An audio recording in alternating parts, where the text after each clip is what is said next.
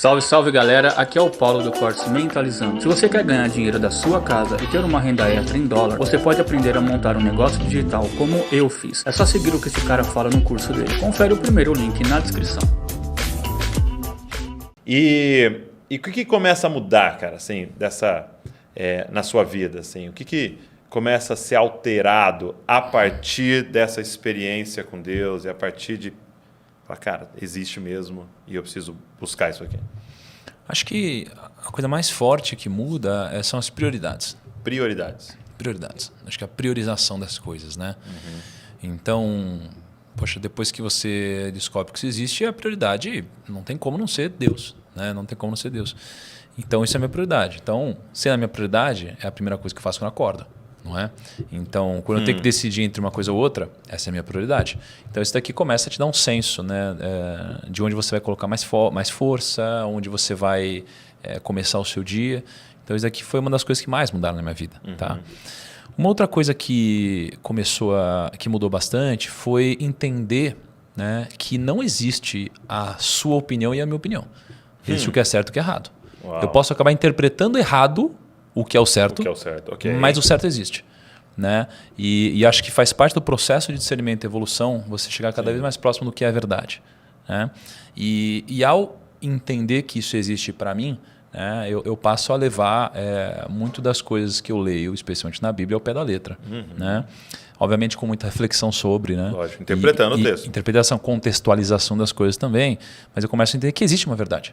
Né? E se existe uma verdade, existe o errado. Existe o certo e existe o errado. E se existe o errado e agora eu tenho consciência do que é o errado, eu tenho uma carga diferente quando eu erro. Muito bom. Né? Então o meu peso sobre o erro também mudou. Né? Então acho que isso aqui foi uma coisa que mudou drasticamente. Uma outra coisa que mudou drasticamente foi um pouco de como eu lido com esse novo Tiago. Né? Como eu lido com esse novo Tiago? Porque o novo Tiago é um Tiago que ele não anda mais sozinho. Né? E eu preciso tomar muito cuidado com o antigo Tiago e o novo Tiago. Né? O antigo Tiago, assim, imagina que foram muitos anos vivendo, vai chegar até aqui e existe uma carga de coisas que foram sendo colocadas na emoção do Tiago, que geram desejos no Tiago, que fazem o Tiago pensar de formas diferentes. Então, muito disso são coisas que eu preciso abandonar. Tá? Então, quando eu fui batizado, né, no Rio Jordão, inclusive, foi bem bacana a experiência, eu me separei do antigo Tiago. Né? Então, ao eu ter esse novo Tiago, cara, isso aqui é inclusive quase como que, do jeito que a gente é, quase que uma nova oportunidade. Né? Porque eu escolhi agora, né, viver o que na minha concepção é o certo. Isso daqui me trouxe uma coisa muito bacana também. Me trouxe quase que um conselheiro, que eu não tinha antes. Né? Não é que eu não tinha, é que eu não sabia acessá-lo. Né? Então, cara, você ter um conselho como esse é muito poderoso. Roubar no jogo, né? É roubar no jogo. É roubar no jogo. É roubar no jogo. E aí, eu acho que o grande desafio aqui, tendo esse conselheiro, é você entender que ele... não é um conselho, é quase que uma direção. Que ele dá a direção.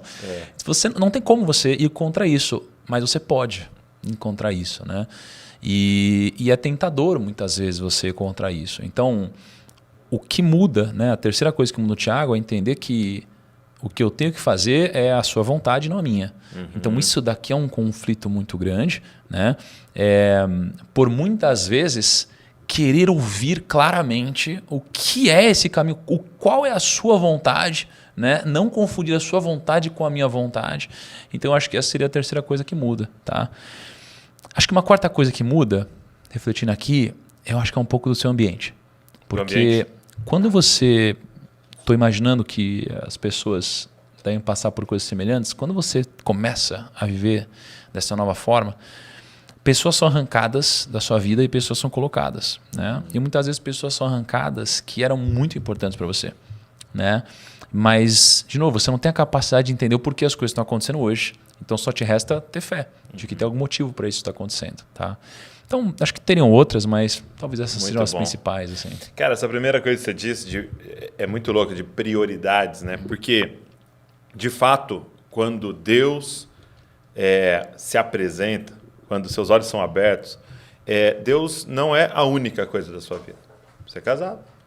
Você tem empresa, você tem funcionários, você tem irmãos, amigos, família, né? Você continua com todas as coisas da sua vida e Deus entrou na sua vida. Então, realmente, o que a palavra de Deus diz é: eu quero ser primeiro. Eu não quero ser único. Então, não é uma chamada ao monastério, né? Vá para cima da montanha, fica só comigo lá. Não. É um chamado agora de tê-lo como prioridade. Né? Não terás outro Deus além de mim. Né? Então, eu sou o primeiro. E eu lembro que estava conversando com uma menina, uma amiga nossa lá nos Estados Unidos, né? Na verdade, até uma adolescente, uma filha de uma amiga nossa, e ela falou assim para mim: Douglas, o que é Deus para você, Douglas? Porque assim, para mim, eu vejo umas pessoas fanáticas, sabe? Que seria mais ou menos assim: imagina uma mesa com um monte de comida e aí Deus é um bolo. Aí a pessoa fala: só quero bolo, só o bolo, bolo, bolo. Ela come o bolo, bolo, bolo. E ela falou: eu não aguento comer só o bolo. Eu quero comer um pouco das outras. Ela falou disso para mim, né? E eu quero comer um pouquinho de cada coisa. E Deus é muito importante para mim. Eu falei para ela assim: cara, eu acho que esse não é o melhor exemplo para Deus. Um bolo no meio da mesa. Falei para ela assim: o melhor exemplo para Deus, e foi louco que é umas coisas que o Espírito Santo te guia, né? O melhor exemplo para Deus é isso aqui, ó. E ela usava óculos. Falei: Deus é isso aqui, ó. Entendeu? Ó, você põe aqui, ó. Eu te pergunto: você passa o dia inteiro pensando sobre os seus óculos? Não. Mas você não consegue olhar para nada a não ser através dos seus óculos. Né? Eu não passo o dia inteiro falando: meu óculos, vendo meu óculos, eu amo meu óculos. Não, mas tudo que eu vejo é a partir dessa lente, né? E é muito louco quando... E explica tudo isso que você falou, né? Por que pessoas são tiradas e colocadas? Porque agora você tem uma outra ótica, né? Das coisas. Foi iluminado o seu entendimento para várias coisas. O certo, o errado. E agora tudo muda, né? Agora, eu fico me questionando para alguém que já tinha, sei lá, se não me engano, 6 milhões de seguidores no Instagram. Você começar a falar sobre isso e as 6 milhões de pessoas não vieram nesse intuito, vieram com outro. Como é que tem sido para você, como é que tem sido para a galera que te segue a experiência com esse novo Thiago? Cara, bem dividida. Né? Acho que a maior crítica que tem aparecido é o seguinte: putz, vai começar a falar de Deus para vender, né? Para ficar famoso. É mesmo? Tal. É o que mais aparece. É o que mais aparece, né?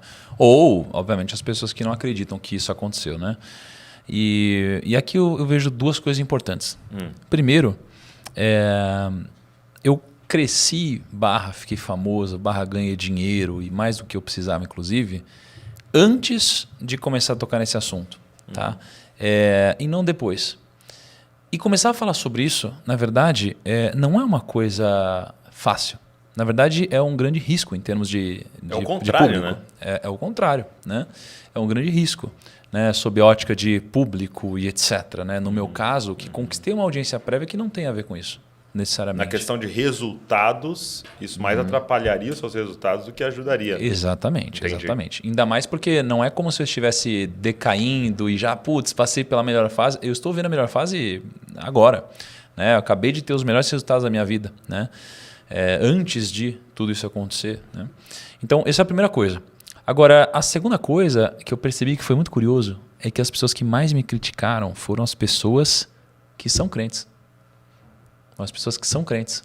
Mas aí eu, como uma pessoa que acredito, eu fico pensando, mas caramba, não existe alegria maior do que ver um irmão sendo batizado, alguém sendo salvo, né? Uma coisa como essa. E se essas pessoas, elas de fato creem, não faz sentido entender que agora elas têm um grande aliado que fala com milhões de pessoas. Irmão com 6 milhões de Caramba! seguidores. Então, isso é uma coisa que eu não consegui entender. Entendi. Né? Mas claro que entendo, né? Que acho que a história machucou muita gente, mas eu tô aqui para, de fato, enfim, tentar ajudar um pouquinho, né, nessa mudança. Então, não é fácil, né? Mas, por outro lado, tem depoimentos lindos, assim, tem transformações que, quando eu entendi que essa é a minha prioridade, para mim, eu não preciso mais ter audiência. Assim, não é isso que me alimenta, né? Então, o que eu preciso é ajudar, é realizar meu propósito de fato. Mas vale deixar claro também que o meu negócio não é simplesmente agora falar sobre Deus a qualquer instante, né? Assim, a ideia é, poxa, quando você se depara com isso, é algo tão grandioso, tão poderoso, que faz tanto parte da sua vida, que você começa a encaixar no meio de tudo que você faz. Né? E aos poucos, né, pequenas sementes vão sendo plantadas no coração das pessoas, né? O Espírito Santo vem e faz a parte dele. E aí é quase como se eu te falei hoje, né? Que é quase como se fosse uma grande boca de funil e depois essas pessoas que querem se alimentar mais vão acabar parando em outras pessoas. Lugares, né? achando igrejas.